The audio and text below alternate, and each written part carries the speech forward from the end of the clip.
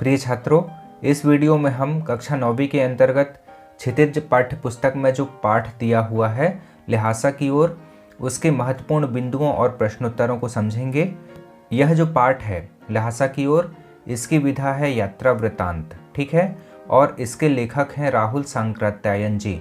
तो हम सबसे पहले राहुल सांकृत्यायन जी के बारे में संक्षिप्त रूप में जान लेते हैं और इसके बाद फिर ल्हासा की ओर पाठ के प्रश्नोत्तरों को समझेंगे। यहाँ आप देख रहे हैं कि यह चित्र जो है राहुल सांकृत्यायन जी का है। यह चित्र किसका है? राहुल सांकृत्यायन जी का है और इनके बारे में हम यहाँ पर जानते हैं। इनका जन्म हुआ था सन 1893 में पंदहा, जो कि जिला आजमगढ़ में पड़ता है और यह उत्तर प्रदेश में स्थित है। और यह जो पंदहा है जो आजमगढ़ में पड़ता है, यह इनका ननिहाल गांव है, ठीक है। किनका ननिहाल गांव है? राहुल जी का ननिहाल गांव है और यहीं पर इनका जन्म सन 1893 में हुआ था। इनका जो पैतृक गांव है उसका नाम क्या है? कनैला। कनैला जो है पैतृक गांव है इनका, ठीक है। और ननिहाल गांव कौन सा था? पंदहा, यहाँ पर इनका जन्म हुआ था। इनका मूल नाम था केदार पांडे। क्या था? केदार पांडे। 1930 में उन्होंने श्रीलंका जाकर बौद्ध धर्म ग्रहण किया था। बौद्ध धर्म इन्होंने कब ग्रहण किया? राहुल जी ने सन 1930 में श्रीलंका जाकर बौद्ध धर्म ग्रहण किया। तब से उनका नाम राहुल सांकृत्यायन हुआ। इसके पहले क्या नाम था इनका? मूल नाम केदार पांडे, ठीक है। क्या था? केदार पांडे। और जब 1930 में उन्होंने श्रीलंका जाकर बौद्ध धर्म ग्रहण कर लिया, तब से उनका नाम राहुल सांकृत्यायन हुआ। इनका निधन जो है सन 1963 में हुआ था। इनकी प्रमुख कृतियाँ यहाँ पर लिखी हुई हैं। मेरी जीवन यात्रा, जो कि 6 भागों में है, दर्शन दिग्दर्शन, 22वीं सदी, वोल्गा से गंगा, भागो नहीं दुनिया को बदलो, दिमागी गुलामी और घुमक्कड़ शास्त्र। अगला बिंदु है, राहुल सांकृत्यायन जी ने घुमक्कड़ी का शास्त्र रचा। क्या रचा? घुमक्कड़ी का शास्त्र रचा। यदि प्रश्न आता है कि घुमक्कड़ी का शास्त्र किसने रचा, तो आपको उत्तर देना है राहुल सांकृत्यायन जी ने घुमक्कड़ी का शास्त्र रचा और उनसे होने वाले लाभों का विस्तार से वर्णन उन्होंने कहा और कहा कि मंजिल के स्थान पर यात्रा का अधिक महत्वपूर्ण स्थान है। यानी कि दूसरे शब्दों में हमने यहाँ पर लिखा है कि उन्होंने, यानी कि राहुल जी ने घुमक्कड़ी का वर्णन करते हुए मंजिल के स्थान पर यात्रा को ही घुमक्कड़ का उद्देश्य माना है, ठीक है, यानी कि बताया है। घुमक्कड़ी से मनोरंजन, ज्ञानवर्धन एवं अज्ञात स्थलों की जानकारी के साथ साथ भाषा एवं संस्कृति का भी आदान प्रदान होता है। राहुल जी ने विभिन्न स्थानों के भौगोलिक वर्णन के अतिरिक्त वहाँ के जनजीवन की सुंदर झांकी प्रस्तुत की है। घुमक्कड़ी का क्या आशय होता है? यानी कि घूमने का जो भाव होता है, इधर उधर जो घूमने का, भ्रमण करने का जो भाव होता है, उसको घुमक्कड़ी या घुमक्कड़ कहते हैं। अब हम ल्हासा की ओर पाठ के कुछ महत्वपूर्ण बिंदुओं और प्रश्नोत्तरों को समझने का प्रयास करते हैं। यहाँ पर पाठ का नाम है ल्हासा की ओर। यह एक स्थान है जो कि चीन के तिब्बत क्षेत्र में पड़ता है। यहाँ पर आप नक्शा देख रहे हैं। यह जो है भारत, नेपाल, चीन की स्थिति को दर्शाता है। ये आप भारत देख रहे हैं, यह नेपाल है और यह तिब्बत क्षेत्र है और यहाँ पर ये ल्हासा आप देख रहे हैं।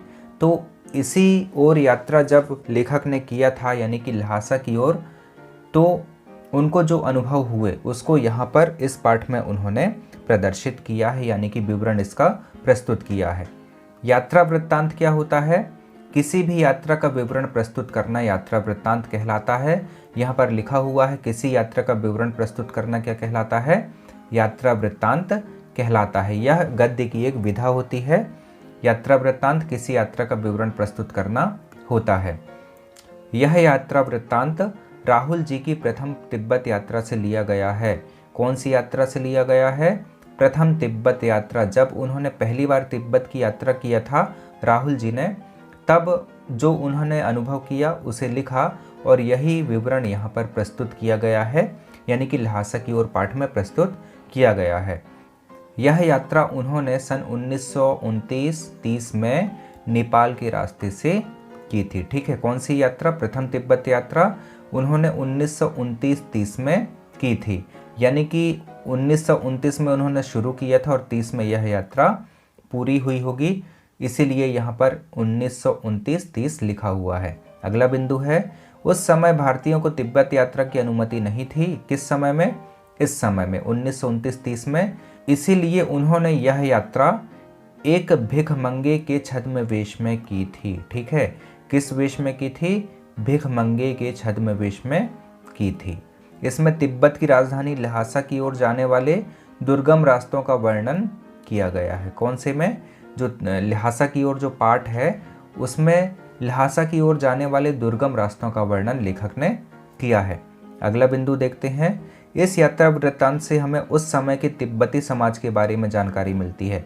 मान लो प्रश्न आता है कि ल्हासा की ओर पाठ से हमें किस बारे में जानकारी मिलती है, तो एक तो ल्हासा की ओर जाने वाले दुर्गम रास्तों की जानकारी हमें मिलती है और उससे कहीं अधिक उस समाज यानी कि तिब्बती समाज के बारे में जानकारी प्राप्त होती है। हम इसको यहाँ पर हाईलाइट कर देते हैं, महत्वपूर्ण है। इस यात्रा वृत्तांत से हमें उस समय के तिब्बती समाज के बारे में जानकारी मिलती है। अगला बिंदु है, ल्हासा नेपाल से तिब्बत जाने का प्रमुख रास्ता था। ये उस समय प्रमुख रास्ता था। कब? 1929-30 में जब लेखक ने यात्रा की थी, तब ये जो ल्हासा है नेपाल से तिब्बत जाने का प्रमुख रास्ता था। यहाँ पर एक प्रश्न है, देखते हैं, रास्ते पर जगह जगह फौजी चौकियाँ और किले क्यों बने हुए थे?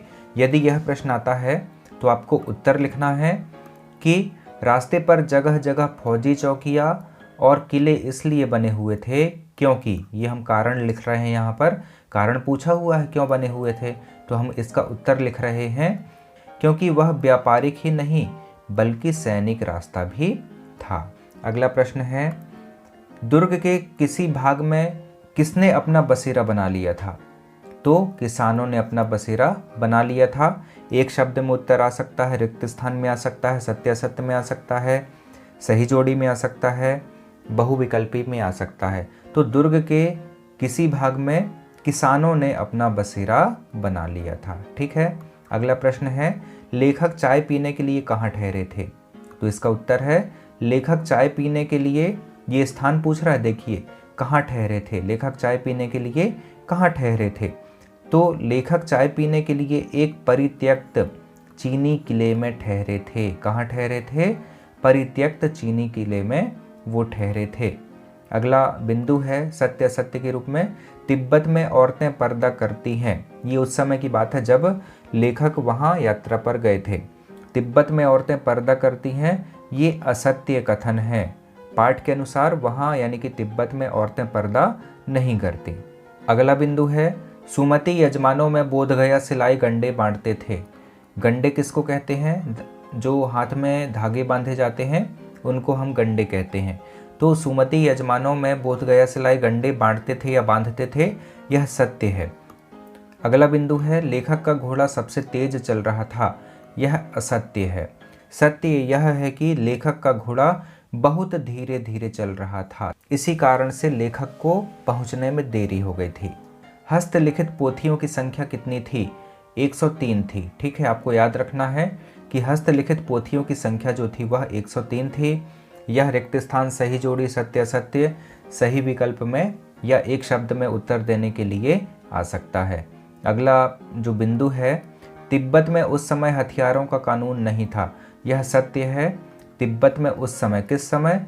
जिस समय लेखक ने यात्रा किया था उस समय हथियारों का कानून नहीं था और इसी कारण से जो डाकू थे वे हथियार रखते थे। अगला जो बिंदु है, ल्हासा की ओर जाते समय लेखक के साथ कौन था? तो इसका उत्तर है सुमति था। अगला प्रश्न है, तिब्बत में सबसे खतरे की जगहें क्या हैं? डांडे, मठ, किले या झोंपड़े? तो डांडे जो हैं वो तिब्बत में सबसे खतरे की जगह हैं और ये डांडे जो हैं डाकुओं के लिए सबसे अच्छी जगहें थीं। क्या थीं? डाकुओं के लिए सबसे अच्छी जगहें थी। मान लो प्रश्न आ जाता है कि डांडे किन के लिए सबसे अच्छी जगहें थी, तो आपको उत्तर देना है डांडे जो हैं डाकुओं के लिए सबसे अच्छी जगहें थीं। तिब्बत की बहुत अधिक जमीन किस में बटी है? किसानों में, मजदूरों में, जागीरदारों में या निम्न वर्ग में? तो जागीरदारों में जो तिब्बत की बहुत अधिक जमीन है वह बटी हुई है। किन में बटी हुई है? जागीरदारों में। और इन जागीरों का बहुत अधिक हिस्सा मठों के हाथ में है। ठीक है, जागीरों का जो जागीरें हैं तो उनका बहुत अधिक हिस्सा जो है मठों यानी कि विहारों के हाथ में है। अगला बिंदु देखते हैं क्या है। शेखर की खेती के मुखिया यानी कि नम से बड़े भद्र पुरुष थे। यानी यहाँ पर यदि प्रश्न जाए कि शेखर की खेती के मुखिया नम से बड़े भद्र पुरुष थे, सत्य या असत्य, तो आपको उत्तर करना है सत्य। ठीक है, शेखर की खेती के मुखिया यानी कि जो नमसे थे वे बड़े भद्र पुरुष थे, ये सत्य कथन है। अगला बिंदु है, पहले लेखक गांव के सबसे गरीब झोंपड़े में ठहरे थे, सत्य है। यदि सत्य असत्य में आए तो आपको सत्य करना है, और रिक्त स्थान यदि यहाँ पर दे देता है, पहले लेखक गांव के सबसे गरीब खालिस्तान में ठहरे थे, तो उत्तर आएगा झोंपड़े में ठहरे थे। अगला बिंदु है, सर्वोच्च स्थान पर दाणे के देवता का स्थान था। यह रिक्त स्थान में भी आ सकता है, सत्य असत्य में भी आ सकता है। सर्वोच्च स्थान पर दाणे के देवता का स्थान था। मान लो पूछ लेता है कि सर्वोच्च स्थान पर किसका स्थान था, तो आपको उत्तर देना है दाणे के देवता का स्थान था। यदि सत्य असत्य में पूछता है इस तरह से कि सर्वोच्च स्थान पर दाणे के देवता का स्थान था, तो आपको क्या लिखना है, सत्य। इसी को हम कह सकते हैं कि दाणे के देवता का स्थान सर्वोच्च स्थान यानी कि सबसे ऊंचे स्थान पर था, और वह स्थान पत्थरों के ढेर से, जानवरों के सींगों से और रंग बिरंगे कपड़ों की झंडियों से सजाया गया था। अगला देखते हैं प्रश्न, सुमति कौन था। अभी हमने देखा था कि लेखक के साथ सुमति था यात्रा में, लेकिन वो वास्तव में कौन था, इसका उत्तर यहाँ पर लिखा हुआ है। सुमति लेखक को यात्रा के दौरान मिला मंगोल भिक्षु था। कौन था, मंगोल भिक्षु था, और उसका नाम लोबजंग शेख था। क्या था, लोबजंग शेख था। यानी कि सुमति का वास्तविक नाम क्या था, लोबजंग शेख था। अगला प्रश्न देखते हैं, यहाँ से लंकोर तक के लिए 2 घोड़े कर लो, सामान भी रख लेंगे और चढ़े चलेंगे। यह कथन, यहाँ पर कथन है, कथन किससे किसने कहा, तो उपरोक्त कथन यानी कि ये जो कथन लिखा हुआ है, इसको लेखक राहुल सांकृत्यायन जी ने सुमति से कहा था। ठीक है, अगला प्रश्न है, मैंने 2 टोकरी कंडे फूंक डाले। कंडे यानी कि जो उपले होते हैं गोबर से बनाए जाते हैं, फूंक डाले यानी कि फूंक डाले। मैंने 2 टोकरी कंडे फूंक डाले, 3 बार चाय को गर्म किया। यह कथन किसने किससे कहा, यह कथन सुमति ने लेखक से कहा था। कब कहा था, जब लेखक को विलंब हो गया था। और लेखक को विलंब क्यों हुआ था, क्योंकि उनका घोड़ा एक तो धीरे धीरे चल रहा था और उन्होंने गलत रास्ता को पकड़ लिया था। अगला प्रश्न है, लेकिन मेरा कसूर नहीं है मित्र, देख नहीं रहे हो कैसा घोड़ा मुझे मिला है, मैं तो रात तक पहुंचने की उम्मीद रखता था। यह कथन किसने किससे कहा था। जब ऐसा मैंने 2 टोकरी कंडे फूंक डाले, 3 बार चाय को गर्म किया, यह सुमति ने लेखक से जब कहा, तब लेखक ने उसके रिप्लाई में यानी कि प्रत्युत्तर में यह कथन कहा था। कौन सा, जो कि यहाँ पर लिखा हुआ है, और उत्तर में हमने लिखा है कि उक्त कथन लेखक ने सुमति से कहा था। अगला प्रश्न है, मैं अब पुस्तकों के भीतर था। मैं अब पुस्तकों के भीतर था। नीचे दिए गए विकल्पों में से कौन सा इस वाक्य का अर्थ बताता है। लेखक पुस्तकें पढ़ने में रम गया। दूसरा है, लेखक पुस्तकों की शेल्फ के भीतर चला गया। लेखक के चारों ओर पुस्तकें ही थीं। पुस्तक में लेखक का परिचय और चित्र छपा था। तो इसका उत्तर आएगा क, लेखक पुस्तकें पढ़ने में रम गया। ठीक है, इसका आशय है मैं अब पुस्तकों के भीतर था का आशय क्या है, लेखक पुस्तकें पढ़ने में रम गया था। अगला प्रश्न है, थोंगला के पहले के आखिरी गांव में पहुंचने पर भिखमंगे के वेश में होने के बावजूद लेखक को ठहरने के लिए उचित स्थान मिला, जबकि दूसरी यात्रा के समय भद्र वेश में भी उन्हें उचित स्थान नहीं मिल सका, क्यों। तो इसका उत्तर है, थोंगला के पहले के आखिरी गांव में पहुंचने पर भिखमंगे के वेश में होने के बावजूद लेखक को ठहरने के लिए उचित स्थान मिला। यहाँ पर हम ठीक ऐसा ही लिख दिए। अब हमें कारण लिखना है कि क्यों उचित स्थान मिला, क्योंकि वहाँ सुमति के अनेक परिचित लोग थे। क्या था कि लेखक के साथ सुमति नाम का व्यक्ति था यात्रा में, और सुमति के अनेक परिचित लोग थे, तो इस कारण लेखक को भी ठहरने के लिए उनके साथ साथ स्थान मिल गया था। लेकिन इसके विपरीत दूसरी यात्रा में, जब उन्होंने दूसरी यात्रा किया लेखक ने, तो भद्रवेश में रहने के बाद भी लेखक को ठहरने के लिए उचित स्थान नहीं मिला। लेखक कहते हैं कि यह लोगों की मनोवृत्ति पर निर्भर था, यानी कि उनकी सोच पर निर्भर था कि वे ठहरने के लिए स्थान देते हैं या नहीं देते। अगला प्रश्न है, उस समय के तिब्बत में हथियार का कानून न रहने के कारण यात्रियों को किस प्रकार का भय बना रहता था? तो इसका उत्तर है, उस समय यात्रियों को तिब्बत जाने के लिए दांडे पार करने पड़ते थे, यानी कि बड़े बड़े जो दुर्गम मार्ग थे, ऊंचे ऊंचे मार्ग, बड़े बड़े मार्ग, उनको पार करना होता था। और तिब्बत में दांडे जो हैं सर्वाधिक खतरे की जगह हैं। मैंने अभी आपको बताया था, मीलों तक गांव नहीं होते। इस स्थान में डाकुओं का बसेरा होता था। हथियार का कानून न होने से डाकू हथियार लिए होते थे, इस कारण यात्रियों को इनसे भय बना रहता था। अगला प्रश्न है, लेखक लंगकोट के मार्ग में अपने साथियों से किस कारण पिछड़ गया? लेखक पिछड़ गए थे अपने साथियों से, क्यों पिछड़ गए थे उसका कारण देखते हैं। लेखक लंगकोट के मार्ग में घोड़े से जा रहे थे। एक तो उनका घोड़ा बहुत धीरे धीरे चल रहा था और दूसरा एक स्थान से दो रास्ते फूटते थे। ठीक है, जैसे कि मान लो ये लेखक जा रहे हैं यहाँ से, तो यहाँ से दो रास्ते फूटते थे। उनको इस तरफ जाना था, राइट यानी कि दाहिनी तरफ जाना था, परंतु उन्होंने ये लेफ्ट यानी कि जो बायां मार्ग है उसको उन्होंने पकड़ लिया था। यहाँ पर लिखा भी है कि दूसरा एक स्थान से दो रास्ते फूटते थे, लेखक को दाहिना रास्ता पकड़ना था, जबकि उन्होंने गलती से बायां रास्ता पकड़ लिया था। उन्हें दाहिना रास्ता पकड़ने के लिए लगभग 1.5 मील वापस जाना पड़ा था, यानी कि यहाँ से ये लगभग 1.5 मील चल चुके थे और तब उनको पता चला था कि उनको बाएं नहीं दाएं मुड़ना था, तो वो वापस आए। इसी कारण से लेखक अपने अन्य साथियों से पिछड़ गया था। अगला प्रश्न है, लेखक ने शेखर विहार में सुमति को उनके यजमानों के पास जाने से रोका, परंतु दूसरी बार रोकने का प्रयास क्यों नहीं किया? तो इसका उत्तर है, लेखक रास्ते में समय खराब नहीं करना चाहते थे, इसीलिए उन्होंने सुमति को यजमानों के पास जाने से रोका। जबकि दूसरी बार लेखक को एक मंदिर में बुद्ध वचन की अनुवाद कंजूर की हाथ लिखी 103 पोथियां रखी मिली। लेखक का उनको पढ़ने में बहुत मन लग गया। वे उन्हें पढ़ने के लिए कुछ समय ठहरना चाहते थे। इसी कारण से इस बार उन्होंने सुमति को यजमानों के यहाँ जाने से नहीं रोका। अगला प्रश्न है, अपनी यात्रा के दौरान लेखक को किन किन कठिनाइयों का सामना करना पड़ा? तो इसका उत्तर है, अपनी यात्रा के दौरान लेखक को निम्न कठिनाइयों का सामना करना पड़ा। पहला, उन्हें भिखमंगे के वेश में यात्रा करना पड़ा, हमने अभी आपको बताया। दूसरा, यात्रा के दौरान डांडे पर डाकुओं का भय बना रहा। ठीक है। तीसरा है, हर स्थान पर घोड़े नहीं मिल सके, इसलिए उन्हें पीठ पर भारी सामान लादकर चलना पड़ा। अगला बिंदु है, लेखक को जो घोड़ा मिला था वह अत्यंत धीरे धीरे चल रहा था और इस कारण वो लेट हो गए थे, यानी कि उनको विलंब हो गया था। अगला बिंदु है, वे एक जगह गलत रास्ते पर 1.5 मील चले गए थे, उन्हें सही रास्ता पकड़ने के लिए वापस लौटना पड़ा। हमने अभी आपको बताया था कि लगभग 1.5 मील वो आगे चले गए थे गलत रास्ते पर और उन्हें उतना वापस लौटना पड़ा। इस कारण वे अपने साथियों से पिछड़ गए थे। अगला प्रश्न है, प्रस्तुत यात्रा वृत्तांत के आधार पर बताइए कि उस समय का तिब्बती समाज कैसा था। ठीक है। उत्तर है, उस समय के तिब्बती समाज में काफ़ी अच्छाइयाँ विद्यमान थीं। वहाँ जाति पाति और छुआछूत नहीं था। वहाँ की औरतें पर्दा नहीं करती थीं। यदि कोई यात्री किसी घर की बहू या महिला को चाय देता था तो वे उसे पकाकर दे देती थीं।